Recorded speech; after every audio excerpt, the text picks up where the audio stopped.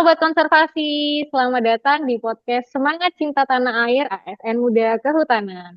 Bersama saya, Firda dari Taman Nasional Bromo Tengger Semeru, kita akan berbincang santai tentang bagaimana semangat bela negara bisa kita wujudkan lewat kerja dan cinta kita pada alam. Sudah hadir nih bersama saya hari ini rekan-rekan kita dari CPNS Kementerian Kehutanan Republik Indonesia. Kita sapa dulu. Halo Kak Nisa.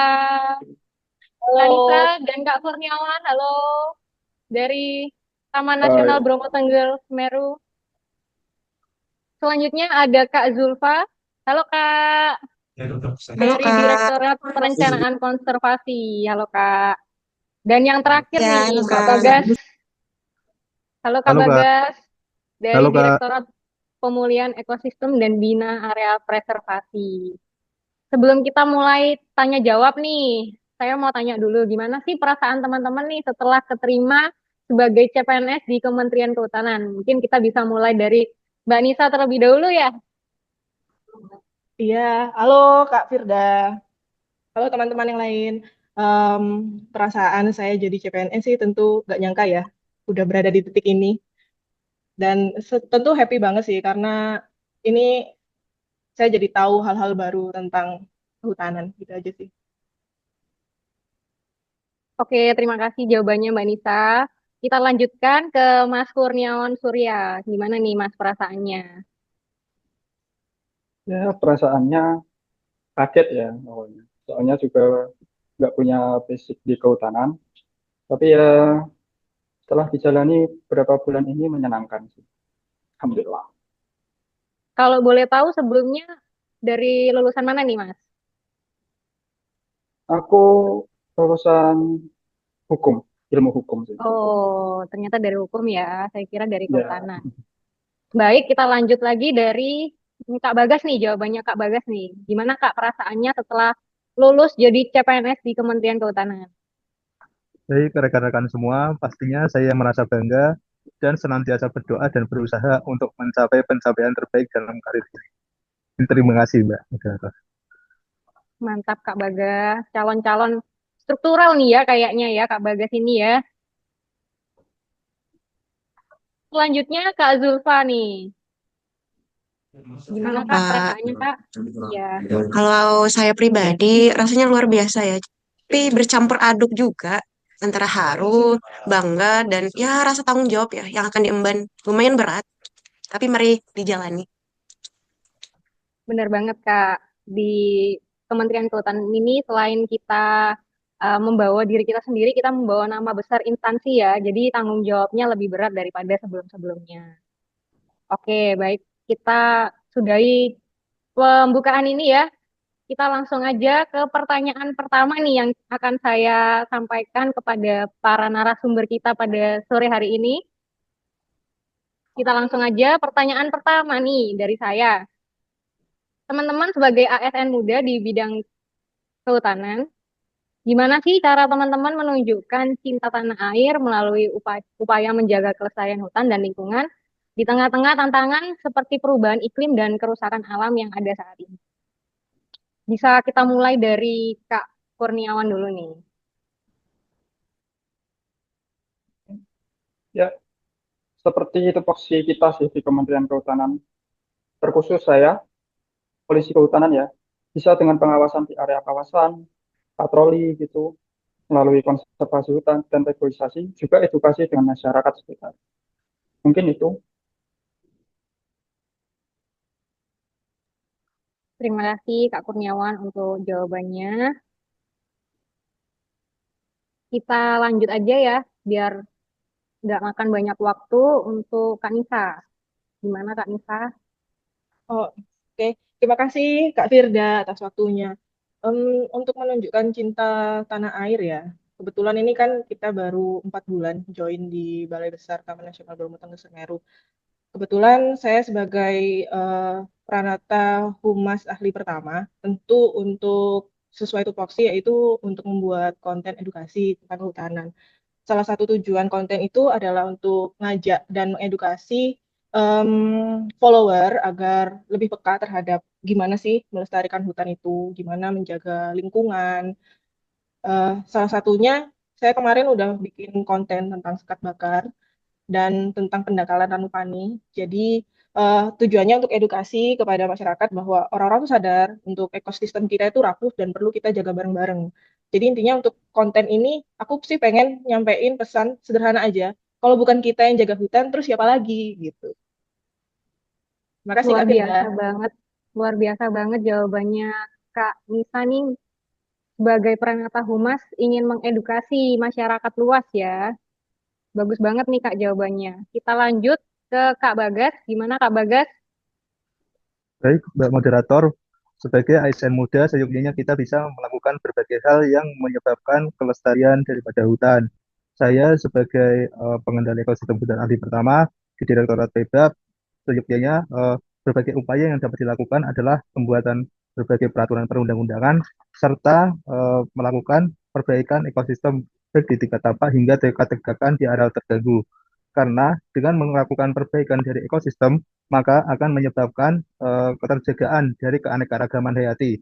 Maka hal tersebut dapat dilakukan dengan implementasi nilai-nilai cinta tanah air untuk mempertahankan posisi Indonesia sebagai negara dengan keanekaragaman hayati nomor 2 terbesar di dunia di tengah iklim yang semakin berubah. Mungkin itu, Mbak. Baik Kak Bagas. Jadi kalau dari Kak Bagas ini bikin-bikin peraturan gitu ya Kak ya untuk bisa menjaga kelestarian ekosistem yang ada di Indonesia. Kita lanjut lagi nih ke Kak Zulfa. Gimana Kak Zulfa? Menarik ya dari yang disampaikan teman-teman. Nah, saya punya cerita yang beda nih, Kak. Jadi saya itu tumbuh dan besar di salah satu kabupaten yang ada di Kalimantan, termasuk di wilayah Heart of Borneo. Jadi bagi saya itu kawasan bukan hanya hamparan hutan, tapi juga simbol-simbol kehidupan. Karena sejak kecil saya melihat bagaimana hutan memberikan segalanya, air, udara, pangan, bahkan makna hidup bagi masyarakatnya. Tapi saya juga melihat bagaimana sebagian hutan itu perlahan hilang untuk saat ini. Dari situlah saya belajar bahwa cinta tanah air tidak hanya diucapkan lewat lagu kebangsaan atau simbol-simbol formal, tapi cinta tanah air itu bagi saya adalah keberanian untuk menjaga yang memberikan kita kehidupan, yaitu hutan itu sendiri. Sebagai ASN muda di bidang kehutanan, saya memaknai bahwa cinta tanah air itu merupakan bagian dari bela negara. Tidak selalu dengan hal yang besar, tapi langkah-langkah nyata yang memberikan dampak bagi alam dan masyarakat. Saat ini saya berusaha memperkuat tata kelola kerjasama konservasi agar kolaborasi antar pemerintah, mitra, dan masyarakat bisa berjalan dengan terbuka, terukur, dan berkelanjutan. Saya juga terus berinteraksi dengan para pemuda, baik dari berbagai daerah, bahkan dari luar negeri yang memiliki kepedulian terhadap hutan dan lingkungan. Karena saya sadar saya tidak bisa menjaga hutan sendirian karena perlu semangat kebersamaan dan cinta tanah air yang sama. Cinta yang hidup dalam tindakan bukan hanya dalam kata-kata. Seperti itu. Iya, betul. Luar biasa banget ya jawaban dari Kak Zulfa ini ya. Jadi kawasan itu bukan hanya hamparan hutan aja, tapi juga simbol dari kehidupan. Oke, baik. Kita lanjutkan ke pertanyaan kedua kita. Pertanyaan kedua dari saya, sebagai CPNS di Kementerian Kehutanan nih, yang bekerja di daerah dengan berbagai budaya, bagaimana sih cara teman-teman untuk bekerja sama dengan masyarakat setempat untuk menjaga alam dan menunjukkan semangat bela negara itu sendiri? Kita bisa mulai dari Mas Bagas. Baik, terima kasih. Pada dasarnya, selain mempunyai keanekaragaman hayati yang tinggi, Indonesia juga mempunyai kemajemukan dalam hal antropogenik yang tinggi, baik secara budaya maupun latar belakang pendidikan. Sebagai ASN di pusat, kami bekerja dengan berbagai orang dengan mempunyai latar belakang berbeda, baik pendidikannya maupun tempat asalnya mempunyai sifat-sifat edafis ataupun klimatis yang berbeda satu sama lain. Dari sini, hal tersebut menjadi kekuatan bagi kita untuk mengisi berbagai gap yang mungkin akan timbul dari berbagai masalah yang ada, sehingga kemajemukan atau kebinekaan akan menjadi sebuah kekuatan dari negara tercinta ini, bukan suatu hal yang perlu dipertentangkan. Baik, terima kasih, Pak. Baik, jadi dari Mas Bagas ini membahas tentang perbedaan background ya.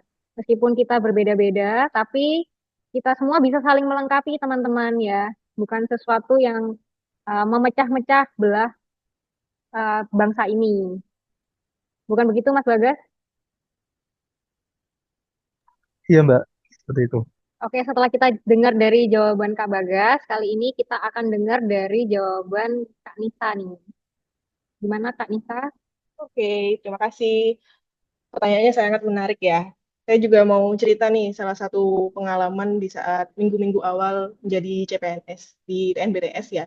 Di minggu kedua waktu itu kami disuruh ada tugas meliput untuk acara Yatnya Kasada. Jadi Yatnya Kasada itu seperti hari raya besar, seperti Idul Adha gitu bagi Muslim, dan itu untuk masyarakat Tengger gitu ya.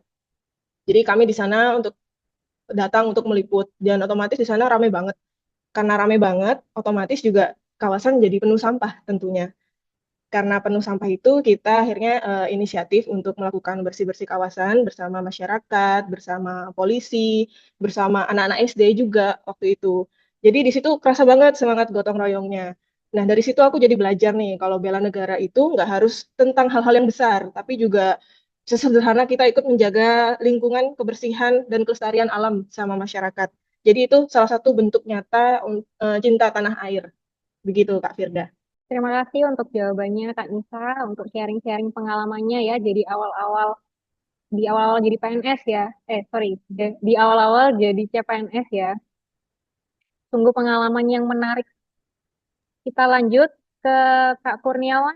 Oke, kalau di kami yang di lapangan bersama masyarakat adat ya, mungkin lebih ke membangun keterlibatan masyarakat dalam berbagai aspek. Seperti pengembangan wisata terkhusus di Gunung Semeru, kami mengajak masyarakat sekitar untuk menjadi pendamping dalam pendakian. Selain untuk pendapatan masyarakat, petugas khususnya sangat terbantu dengan adanya pendamping, seperti melakukan emergensi pendaki, edukasi ke pendaki, bahkan sekaligus pengawasan kawasan. Juga adanya masyarakat mitra Polhut untuk pengawasan kawasan di sekitar ataupun masyarakat peduli api yang akan membantu kami khususnya di saat terjadi karhut lah. Itu. Terima kasih Kak Surya atas jawabannya. Ya, dari Kak Surya tadi itu menjelaskan ya bahwa keterlibatan masyarakat sebagai mitra Polhut, terus masyarakat peduli api, serta pendamping di Gunung Semeru ya untuk memastikan keselamatan para pengunjung ya. Itu merupakan bentuk dari kerjasama kita di pemerintahan dengan masyarakat setempat. Terima kasih untuk Kak Kurniawan. Kita lanjut nih yang terakhir Kak Zulfa. Gimana Kak Zulfa? Iya, halo Terima Kak. kasih ya.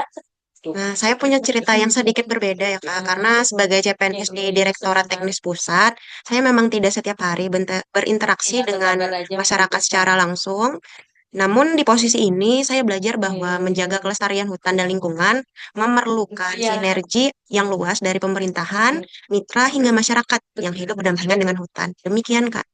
Terima kasih Kak Zulfa atas jawabannya. Jadi meskipun Kak Zulfa ini tidak berinteraksi langsung dengan masyarakat ya, tapi di posisi Kak Zulfa sekarang nih yang ada di direktorat juga bisa menjaga sinergi dengan pemerintah, mitra, dan masyarakat.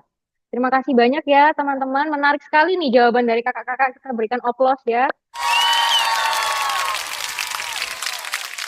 Sangat menambah insight baru nih bagi saya, apalagi khususnya saya bukan lulusan dari kehutanan. Jadi saya bisa lebih mengerti keadaan-keadaan yang ada di pusat, keadaan-keadaan yang ada di lapangan, juga kegiatan-kegiatan teman-teman di tusi masing-masing.